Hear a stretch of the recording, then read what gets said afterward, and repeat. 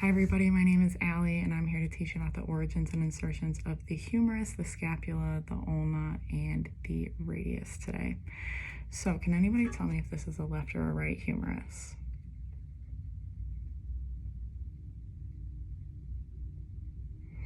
Okay, so I can tell you that this is a left humerus because the head of the humerus is pointing medially, and we have the olecranon fossa back here, which is posterior.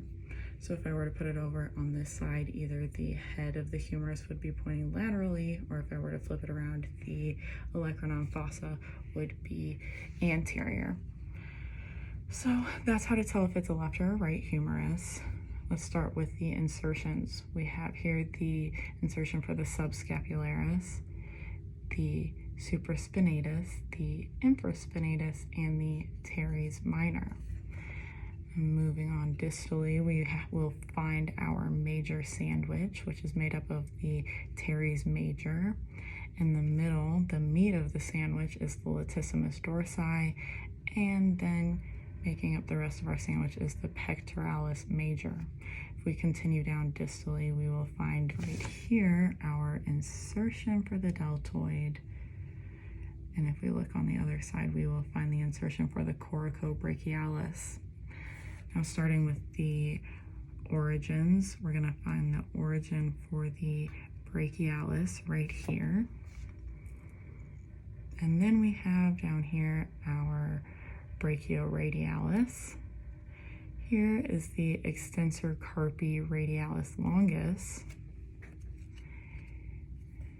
Right above my finger there is the common extensor origin and the anconius origin. If we flip it around over here, we're going to find the common flexor origin, the pronator teres origin, and here, this big one on the posterior side of the humerus is the medial head of the triceps, and last but not least, up here we have the lateral head of the triceps.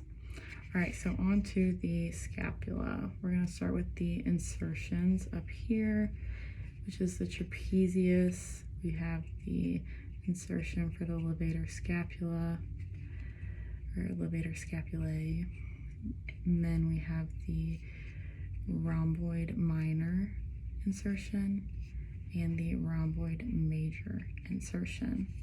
If we flip to the anterior surface, we will find the anterior serratus along with the insertion for the pectoralis minor. Okay, so on to the origins. Here we have the origin of the infraspinatus, the supraspinatus, the origin of the deltoid. At the inferior angle here, we have the teres major, the teres minor, the origin of the long head of the triceps. Here in the glenoid cavity, we have the origin of the short head of the biceps. And here we have the origin of the coracobrachialis. Oh, and before I forget, right here, we have the inferior belly of the omohyoid origin. So there's that.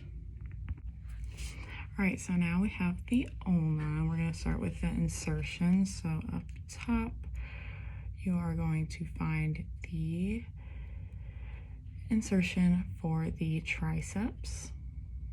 Here is our insertion for the anconius, and here we have the insertion for the brachialis. So next to our brachialis insertion, we're going to move on to the origins, and right here is the flexor digitorum superficialis, and then below that teres. Here is our flexor digitorum profundus, and below that is the pronator quadratus. All right, so now we have the supinator right here, followed by the abductor pollicus longus. Here we have the extensor pollicus longus, followed by the extensor indices. And those are all of the origins and insertions of the ulna. All right, so now we have the radius, and we are going to take a look right here by the head of the radius, and we're going to find the insertion for the biceps. And this big insertion here is the insertion of the supinator, followed by the insertion of the pronator teres. And distally, we have the insertion for the pronator quadratus. And down here, almost on the styloid process, below my finger, you're going to see the insertion for the brachioradialis. Now, there are only 3 origins on the radius, so this big one here is the flexor pollicus longus.